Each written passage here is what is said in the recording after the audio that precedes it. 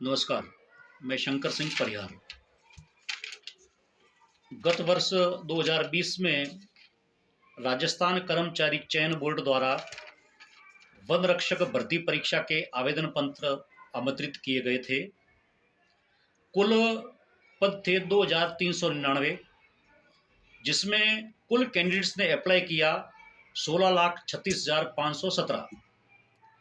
इसके अंतर्गत राजस्थान कर्मचारी चयन बोर्ड ने जनरल के लिए 450 रुपये फीस निर्धारित की गई और एससी और एसटी कैंडिडेट्स के लिए 250 रुपये निर्धारित किए गए। इससे राजस्थान कर्मचारी चयन आयोग और सरकार को तकरीबन 57,07,80,950 रुपये प्राप्त हुए, जिसका मोटे मोटे तौर पर देखा जाए तो ब्याज करीब 57,50,735 रुपये पर मंथ होता है। अब राजस्थान कर्मचारी चयन बोर्ड द्वारा वन रक्षक की परीक्षा 2 चरणों में आयोजित की गई। 12 नवंबर को परीक्षा आयोजित की गई। राजसमंद के एसपी की रिपोर्ट्स के आधार पर, एसपी की एफआईआर के आधार पर और एसओजी की प्राइमरी रिपोर्ट के आधार पर राजस्थान कर्मचारी चयन बोर्ड ने अपने पत्र क्रमांक प/परीक्षा नी स/अध्यक्ष RSSB/ वन रक्षक भर्ती 2020 पत्र क्रमांक 436 दिनांक 13 नवंबर 2022 को इस परीक्षा को निरस्त करने के आदेश किए गए। युवाओं के सपनों को चकनाचूर कर दिया गया। युवाओं ने मेहनत की, उसको चकनाचूर किया गया। युवाओं के सपनों को चकनाचूर किया गया। युवाओं के जज्बातों के साथ खेला गया। युवाओं के मेहनत का पैसा माता पिता के द्वारा दिया गया, उसको वेस्ट किया गया।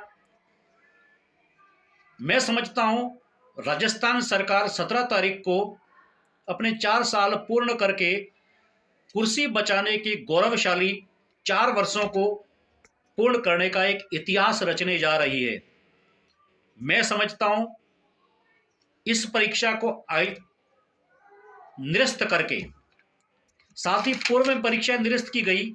रीट की परीक्षा 2001 निरस्त, हाईकोर्ट एलडीसी की परीक्षा निरस्त, जेएन की परीक्षा निरस्त, लाइब्रेरियन की परीक्षा निरस्त, पुलिस कांस्टेबल की परीक्षा निरस्त, एसआई की परीक्षा निरस्त, बिजली विभाग में यूनिट असिस्टेंट की परीक्षा, जूनियर असिस्टेंट की परीक्षा निरस्त और अब फॉरेस्ट वन रक्षक की परीक्षा को निरस्त किया गया। नेक्स्ट परीक्षा होगी 2nd ग्रेड की, उसके ऊपर ... प्रश्नवाचक निशान। युवा तैयारी कर रहा है, मेहनत कर रहा है, लेकिन सरकार नैतिक जिम्मेदारी लेने को तैयार नहीं है। जहां तक मेरा ये सरकार से अनुरोध है,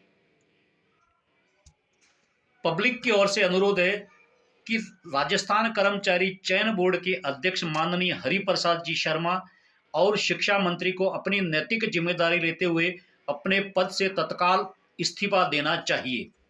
साथ ही युवाओं बेरोजगारों के साथ, भविष्य के साथ जो खिलवाड़ किया जा रहा है, उसके मंसूबों पर जो आप कर रहे हैं, जो आप जानबूझकर भी कर सकते हैं, आपकी मिलीभगत भी हो सकती है, सरकार की मिलीभगत से भी इनकार नहीं किया जा सकता है।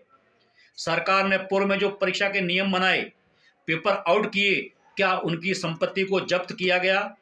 नहीं किया गया। मैं युवाओं की ओर से कहना चाहता हूं, आम पब्लिक की ओर से कहना चाहता हूं, आम जनता की ओर से कहना चाहता हूं कि वहां के जिस एरिया में पेपर आउट हुआ है, वहां के संबंधित कलेक्टर, वहां की एसआईटी, वहां की साइबर सेल, वहां की पुलिस अधीक्षक, वहां के थानेदार, वहां के शिक्षा अधिकारी, जो भी जिम्मेवार है, उनको तत्काल पद से इस्तीफा लेना चाहिए दबाव देकर के, या उनका डिमोशन करना चाहिए। सेंटर अलग अलग बनाए आपने।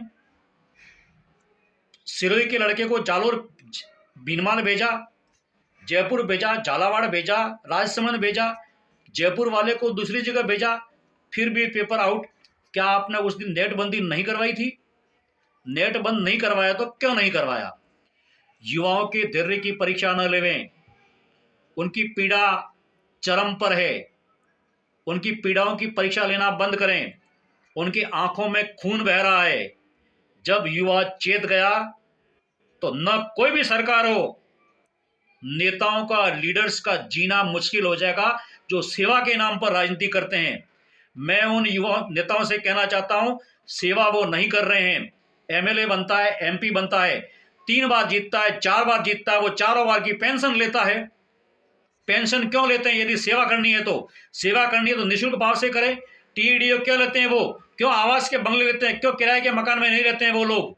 युवा एक प्रश्न करता है, युवा आपसे, युवाओं का प्रतिनिधित्व नहीं कर रहा हूं, लेकिन युवाओं की आवाज बोल रही है ये, और इस आवाज को ध्यान से सुने, कान खोल के सुने, वरना पर्दे फटने में टाइम नहीं लगेगा। माननीय मंत्री महोदय, माननीय विपक्ष के नेताओं, जरा चेतो, उन युवाओं की आवाज उठाओ। अदरवाइज जो राजस्थान लंका में हुआ था वो राजस्थान में होते टाइम नहीं लगेगा। मैं युवाओं की ओर से कह रहा हूं, आप इसको अन्यथा न लेवें। जो है वो कटु सत्य है, कड़वा सत्य है। अभी माननीय प्रदेश प्रभारी बीजेपी ने कहा कि राजस्थान में सरकार सर्कस चल रही है। सर्कस नहीं चल रही है, ये किसी कठपुतली है, न ब्यूरोक्रेट्स इनके अंडर में है। यहाँ के मंत्री दिव्या मदेरणा जी कह रहे हैं, प्रताप सिंह जी खाचरियावास जी कह रहे हैं कि सरकार के ब्यूरोक्रेट्स कब्जे में नहीं है, पुलिस प्रशासन उनके कब्जे में नहीं है।